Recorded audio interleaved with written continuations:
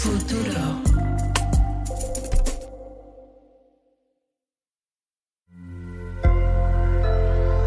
Sonoro. Hay episodios de Ídolo en inglés y en español. Esta es la versión en español. If you want to hear the English one, go back to the feed and pick the one with the English episode title.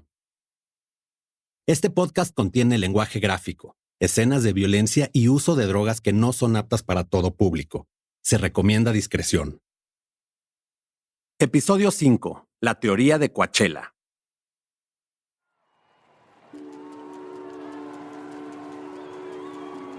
La primera vez que escuché sobre Coachella no tenía ni idea. Era un adolescente que solo reconocía las 3 o 4 bandas más importantes del cartel. El resto de los artistas eran completos desconocidos y varios con nombres tan raros que ni los podía pronunciar. Fue hasta el 2006 que realmente entendí la grandeza de este evento, cuando a través de unos videos medio pixeleados vi la pirámide que montó Daft Punk y le voló la cabeza al mundo entero.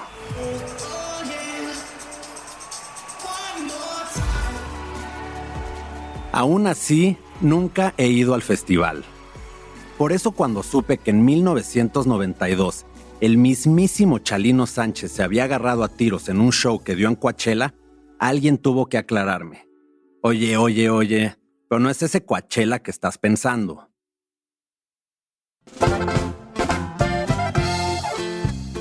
Estamos aquí en el Valle de Coachella, en California, al lado de una carretera. Hay mucho viento, muchos carros pasando.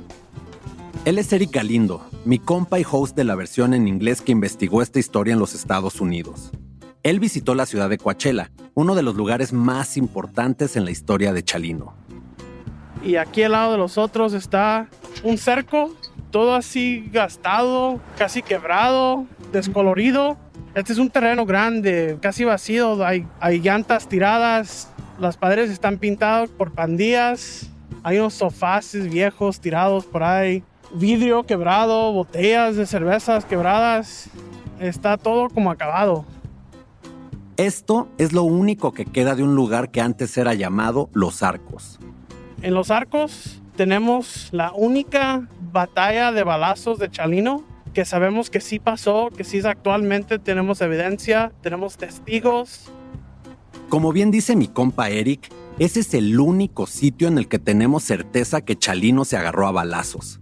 Y también es el lugar donde terminó de crearse la leyenda del rey de los corridos. Para Futuro Estudios y Sonoro, en asociación con Sin Miedo Productions, yo soy Alejandro Mendoza y esto es Ídolo, The Ballad of Chalino Sánchez. Un show sobre el hombre conocido como el padrino de los narcocorridos, quien tuvo una vida digna de ser contada en una de sus canciones legendarias.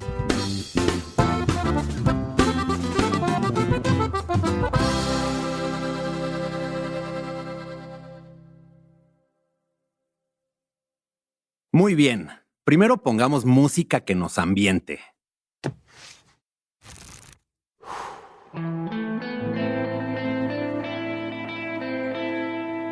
Dos hombres con botas y sombreros se miran fijamente a los ojos. El sol se metió hace mucho, pero tienen gotas de sudor en la frente. Uno de ellos está en el escenario. ¡Gracias por esos bonitos aplausos, oiga! El otro, entre el público. El viento sopla y trae consigo el olor a cigarro y alcohol. Uno de estos hombres se llama Eduardo Gallegos. Entre la gente se ve su mano agitando su pistola, mientras grita encabronado hacia el escenario. ¡Chalino, hazme caso, cabrón! El otro hombre es Chalino Sánchez, quien solamente tiene un segundo para reaccionar. Deja caer su micrófono. Sus ojos se concentran lentamente en su rival y su mano baja su pistola. Rápidamente desenfunda y apunta en dirección a su contrincante. Lo que pasa a continuación es una historia increíble, por la que nace la teoría de Coachella. Según se cuenta, a Chalino Sánchez lo asesinaron por ser parte de un duelo al estilo del viejo oeste, pero esta vez con un público abarrotado y en uno de los lugares más famosos de California. Para entender cómo fue esta noche, por qué sucedió y cómo cambió el rumbo de la vida de Chalino, hay que regresar al sudeste de Los Ángeles, a principios de los 90. Cuando la música de las calles se conseguía precisamente ahí, en los swap meets de Los Ángeles. O bueno, swamis para la raza.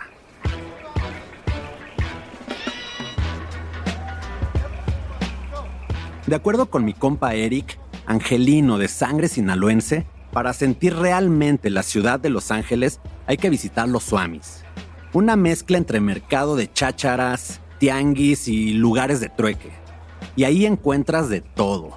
Ropa de segunda mano, un chingo de comida y hasta un cholo que te consigue una televisión vara. Según me cuenta, sus favoritos son los que están al aire libre, en terrenos grandes que solían ser autocinemas. Algunos incluso aún proyectan películas en las noches. Confío en Eric porque sabe de lo que habla. Estoy aquí en el Swami de Paramount, donde trabajé por la primera vez en mi vida. Tenía 9 años y vendía ropa interior de hombres, calcetines, camisetas, calzones. Se vendía mucho, había mucha gente que venía y compraba y a mí me pagaban $10 al día.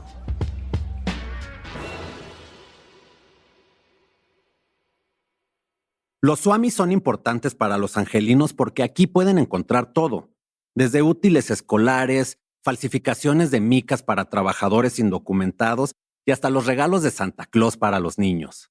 Todo mientras te echas un taquito. En los 90, el swami era el lugar para encontrar la música que no sonaba en la radio, los hits de la calle. Los pioneros de esto fueron Dr. Dre y un hombre japonés-americano llamado Steve Yano. En los 80, Yano vendía música en un swami y tenía un cliente muy particular que compraba álbumes de la escena under. Ese cliente era un dealer con aspiraciones de convertirse en un magnate de la música. Su nombre era Eric Wright, mejor conocido como Eazy-E. Eazy-E le pidió a Yano que lo contactara con quienes estaban haciendo los discos que él compraba. Así fue como Eazy conoció a Dr. Dre y a Ice Cube. Estas leyendas del hip hop fundaron NWA, y todo gracias a un swami. NWA fue uno de los primeros grupos musicales que se popularizaron a causa de las ventas en swamis. Esto se convirtió en un modelo para que artistas no comerciales pudieran hacer y vender música. Así fue también como Chalino empezó a presentar su música, grabando cassettes con canciones que escribía para narcos. Las mismas canciones que muchos tenían miedo de grabar y más aún de vender en una tienda. Él llevaba sus cassettes a diferentes lugares, como a un swap meet. Podía irse de parte en parte distribuyendo su música. Así fue como él empezó. Marisela Sánchez, viuda de Chalino, recuerda que él hacía todo para lograr que su música se escuchara cada vez más. Él se manejaba él solo, él movía sus fechas él solo, él se hacía sus propias producciones. Esa insistencia de mostrar sus corridos a más personas fue lo que hizo que su carrera tomara vuelo. Y se le vendieron y todavía en cuanto llegó a la casa timbró el teléfono y le dijo: se acaban de terminar tus 10 cassettes que me dejaste, así es que tráeme 50. Ahí es en donde él supo que había un futuro, que había una carrera. La popularidad de Chalino creció de boca en boca, pero también gracias a calcas que la gente pegaba en sus autos. Así que se fue haciendo cada vez más común que mientras caminabas por tu barrio, un compa pasara en su coche escuchando a Chalino a todo volumen. Cuando volteabas a verlo, en la cajuela te encontrabas la calcomanía con su nombre. Así, Chalino pasó de vender cassettes a dar shows en todo Los Ángeles. I do remember going to a party and he was performing, like as a little girl. Ella es Yarel Ramos, presentadora de noticias de Univisión en Los Ángeles, y recuerda que, cuando era niña, contrataban a Chalino para tocar en las fiestas familiares. And in LA, there's a huge hub for people from Sinaloa. En Los Ángeles hay una gran comunidad sinaloense, así que en aquella época era muy fácil que alguien cercano conociera a Chalino y lo contratara para bodas, bautizos y Básicamente cualquier fiesta era buen pretexto para escuchar sus corridos. Quinceañera, your wedding.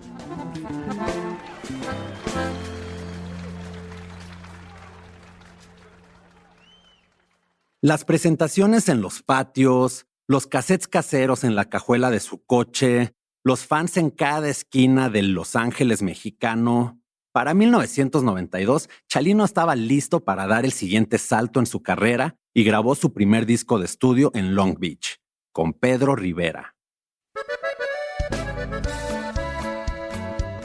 Antes de Jimmy Humilde, de Rancho Humilde Records, o Ángel del Villar, de Del Records, estaba Pedro Rivera.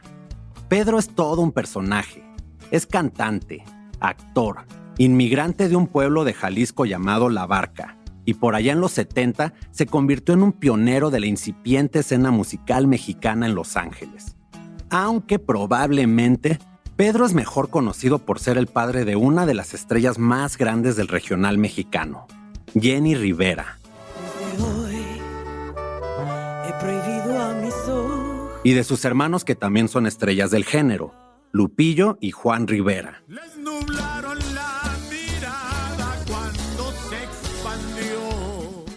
Don Pedro solía tener un puesto en el Swami de Paramount, donde trabajaron todos sus hijos antes de volverse famosos. También tenía un estudio llamado Cintas Acuario, en Long Beach. El estudio y su puesto fueron clave para el lanzamiento de las carreras de sus hijos y otros artistas como Valentín Elizalde y, por supuesto, de Chalino Sánchez. Juan Antonio Fernández, doctor e investigador especializado en la historia de la violencia y el crimen en el siglo XX, platica que el auge de Chalino comenzó cuando firmó con Don Pedro.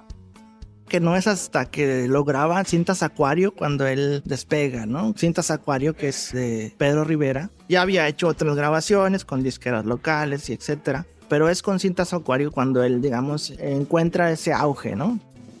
Pedro Rivera le dio distribución a Chalino fuera de Los Ángeles y en otras regiones con gran población mexicana. Esto le trajo a Chalino la atención de audiencias más grandes y eventualmente de compañías disqueras. Aunque Chalino dejó Cintas Acuario en 1992, Don Pedro todavía se da crédito por descubrir y lanzar la carrera de Chalino.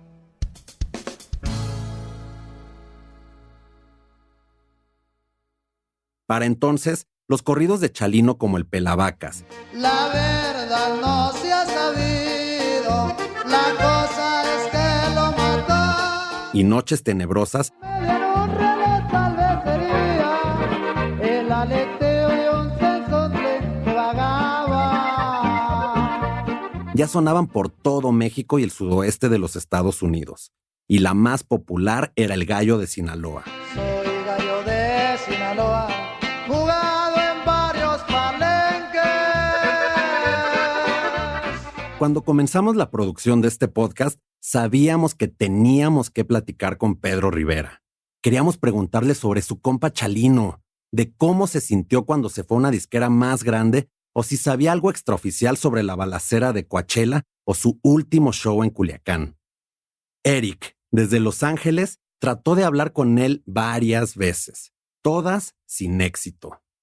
Ya cansados, en el verano de 2021, nuestro productor, Juan Diego Ramírez, viajó desde Nueva York para encontrarse con Eric en California. Manejaron hasta el estudio de Cintas Acuario en Long Beach. Pasaron 30 minutos intentando convencer a Pedro Rivera, esta figura legendaria en la historia del regional mexicano, para que les diera una entrevista, que les contara cómo conoció a Chalino en el estacionamiento de un swap meet, o de cómo el estilo de su compa influyó en la comunidad mexicoamericana de LA, que nos contara algo, lo que fuera. Nos hubiera encantado tener su voz, aunque fuera por unos segundos. Pero don Pedro nos dijo que prefería no dar una entrevista sobre Chalino por su propia seguridad.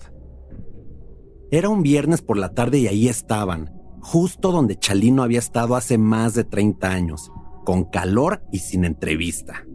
Y ahí, de pie frente a ellos, Pedro Rivera sobre sus botas vaqueras junto a su Tesla nuevo, preocupado porque el asesino de Chalino podría seguir suelto.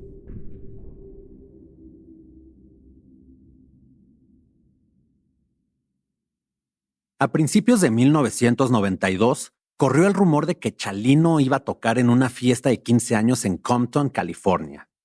Unas semanas después, la noche del evento, la policía llegó y canceló la fiesta. El rumor había circulado tanto que un chingo de gente se presentó a festejar a la quinceañera. Chalino Sánchez cada vez llegaba y gustaba a más personas. Con esto empezaron a salirle conciertos fuera de Los Ángeles. Para el 24 de enero, apenas unas semanas después de la fiesta de 15 abarrotada por extraños, el rey del corrido estaba a 215 kilómetros de Los Ángeles, listo para dar un concierto. El escenario era al aire libre y la ciudad, Coachella. En ese momento aún faltaban 7 años para que se celebrara el evento que le dio fama a esa localidad, el Festival de Música y Artes de Coachella Valley. En 1992, los mejores espectáculos de esta ciudad sucedían en discotecas, bares y rodeos, y eran organizados por mexicanos. Lugares como Los Arcos, y ahí mero estaba Chalino Sánchez. Imagínate esto.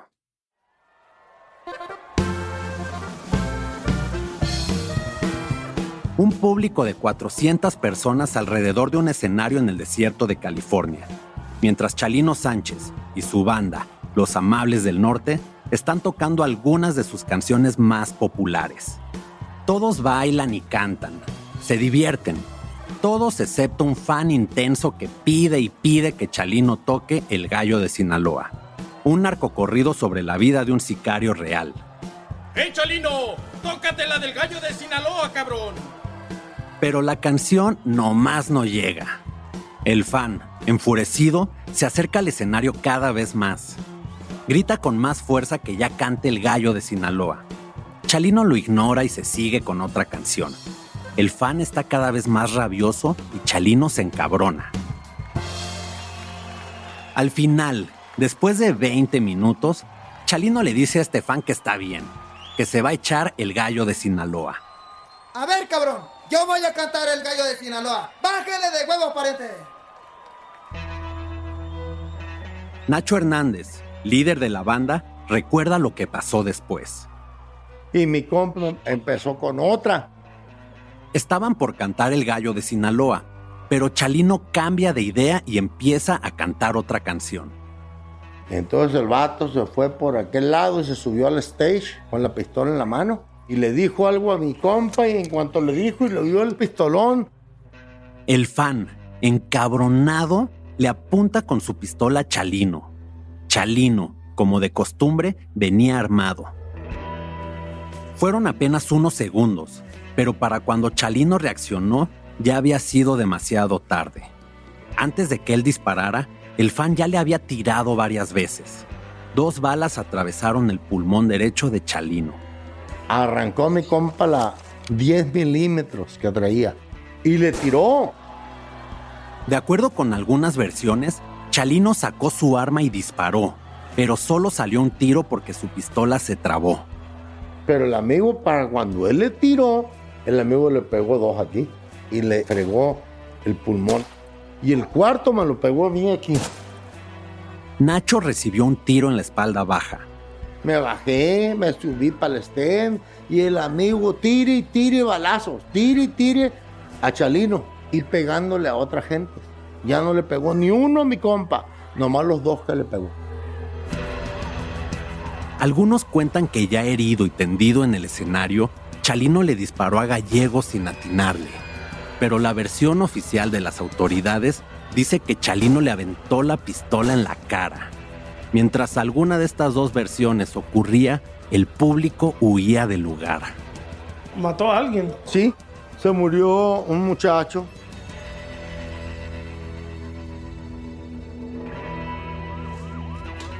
El fan enfurecido fue sometido por el público y eventualmente fue arrestado por la policía.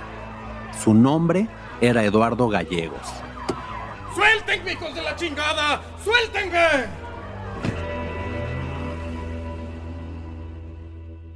Chalino estuvo como por 2 meses entre la vida y la muerte.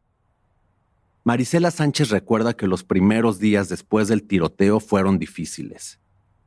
Fue una situación fea, pero fue una situación muy real. Chalino, por el ambiente en el que se desenvolvía, siempre fue una persona que sabía que estaba propenso a ese tipo de problemas, ¿no? Entonces, como tal, portaba su pistola, sabía que en cualquier momento tenía que defenderse. Esa noche, 10 espectadores resultaron heridos y 1 murió en el camino hacia el hospital, aunque se cree que el resultado pudo ser mayor, ya que algunos asistentes eran indocumentados y posiblemente fueron trasladados a Mexicali para ser atendidos en el lado mexicano de la frontera. Marisela cuenta que el evento y las siguientes semanas fueron terribles para toda la familia.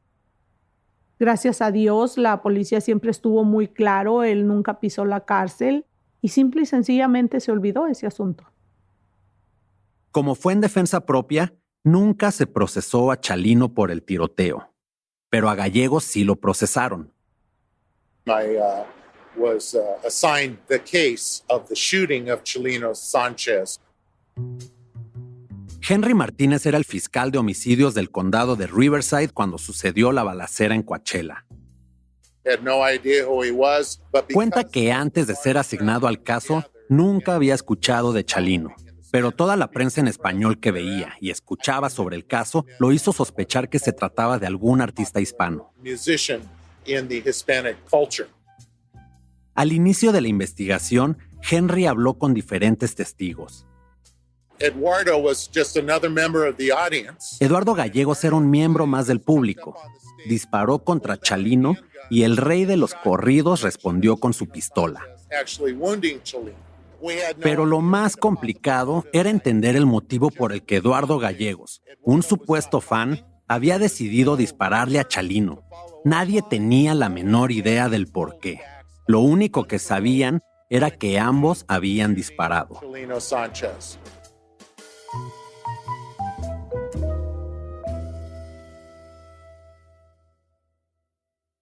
Mientras el fiscal investigaba, los rumores corrían. Por mucho tiempo se dijo que este señor Eduardo Gallegos había sido una suerte de enviado de los carteles o del cartel de Sinaloa para matarlo. Él es el doctor Juan Carlos Ramírez Pimienta, profesor de la Universidad Estatal de San Diego. Chalino tenía una reputación en el bajo mundo. Hacía canciones sobre y para narcos. No era descabellado pensar que alguno lo quisiera muerto. En una de esas, hasta el mismísimo Gallo de Sinaloa podría ser el autor intelectual porque Chalino interpretaba una canción sobre su vida. O tal vez algún narco rival del Gallo. Resolver los conflictos a balazos entre el crimen organizado sigue siendo común hasta el día de hoy. Y esta explicación también era seductora para la policía. Y de acuerdo a la teoría de Coachella, Gallegos, o su jefe, terminaron el trabajo 4 meses después, cuando Chalino fue asesinado en Sinaloa. Pero tan pronto como la policía investigó más la vida de Gallegos, descubrieron que la teoría del matón a sueldo no aclaraba realmente el motivo de la balacera. Yo tuve acceso a los documentos de la corte, tuve acceso al proceso, cientos y cientos de páginas, y también tuve acceso al detective del caso que ya estaba retirado para cuando yo hablé con él, renuente a hablar en buena medida, pero sí aceptó hablar conmigo. Juan Carlos también hizo su propia investigación. Era un mecánico carrocero, laminero que decimos en México, desempleado, adicto al alcohol, adicto a las drogas, y no parecía tener ninguna relación con ningún tipo de crimen organizado.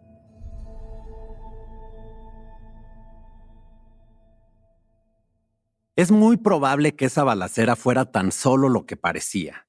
Un fan borracho y enfurecido que se enoja con Chalino por no tocar su canción favorita. Tampoco existe la posibilidad de que, meses después, Gallegos terminara su trabajo y fuera el responsable de matar a Chalino. La noche que el cuerpo del rey del corrido fue abandonado en una zanja, Gallegos dormía en la cárcel. La investigación policial presentó cargos y un jurado condenó a Eduardo por posesión de heroína, por el asesinato del espectador inocente, por el intento de asesinato premeditado a Chalino y 6 cargos más de asalto con pistola. De acuerdo a Juan Carlos, Gallegos tuvo una pésima defensa. Se le sentenció a un mínimo de 15 años. Hoy en día sigue en la cárcel. Y yo estoy seguro que Eduardo Gallegos no es el hombre por el que Pedro Rivera tiene miedo de hablar. La balacera no mató a Chalino, pero cambió su vida.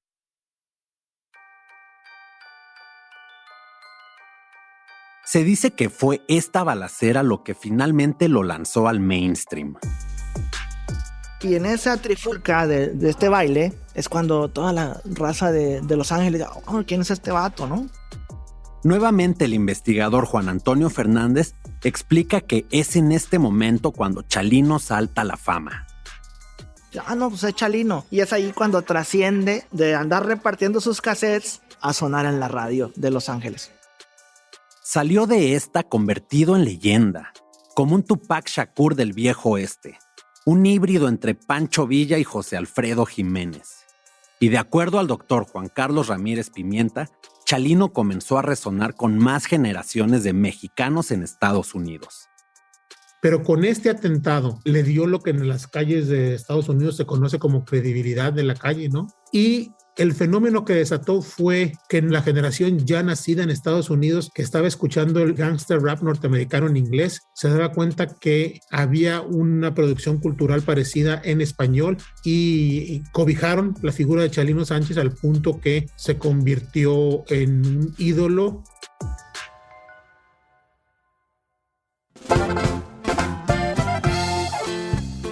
Gallegos no mató a Chalino esa noche, pero estoy convencido de que ese atentado es quizá la mayor razón por la que su vida terminó de la manera en que lo hizo.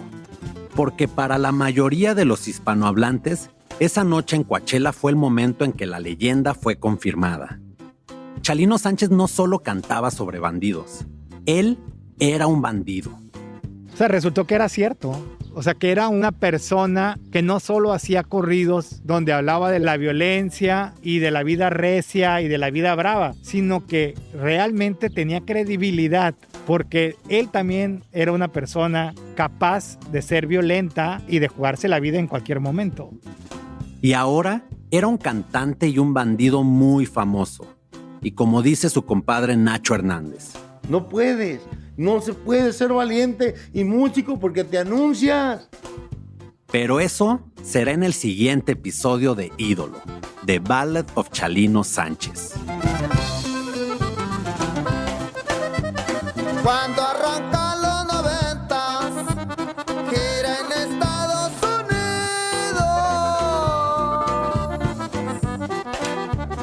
Ya le tiraba lo grande, pues ya era bien conocido. Tiene un show allá en Coachella. La noche termina en tiro. Un cabrón no respetuoso, una canción le exigió.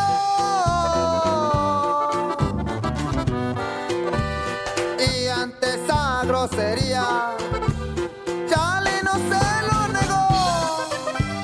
Ahí se armó la balacera. Dicen que un joven murió.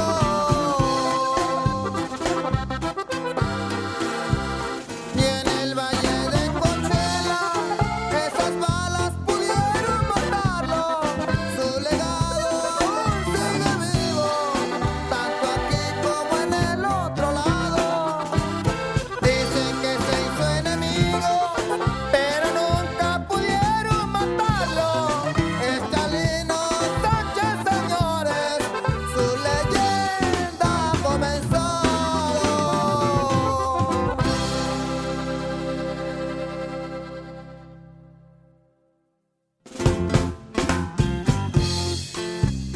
Esta serie fue escrita e investigada por Eric Galindo y yo, Alejandro Mendoza. Editada por Marlon Bishop, Carmen Graterol y Rodrigo Crespo. Producida por Juan Diego Ramírez, Liliana Ruiz y Carmen Graterol. Con ayuda de Nicole Rothwell, Evelyn Uribe y Angelina Mosher Salazar. La producción ejecutiva de parte de Sonoro fue de Jasmine Romero y Joshua Weinstein. De parte de Futuro Studios fue de Marlon Bishop y por Sin Miedo Productions, Eric Galindo. Diseño sonoro y mezcla, Manuel Parra. Grabación de Héctor Fernández y Edwin Irigoyen. Música original escrita por Héctor Fernández, con ayuda de Carmen Graterol, Jasmine Romero, Juan Diego Ramírez y yo, Alejandro Mendoza. Interpretada por Simón Temoxtle, Javier Zabaleta, Junior Arismendi, Gerardo Albarrán y Leonardo Cano, conocido también como el Quinto Zurdo. Supervisión musical, Big Sync. Agradecimientos especiales para Morgan Chappell y el documental King of Corridos. Agradecimientos especiales a Simón Temoxtle como Chalino Sánchez. Yo soy su host, Alejandro Mendoza, y ahí nos vemos. Tomen agua.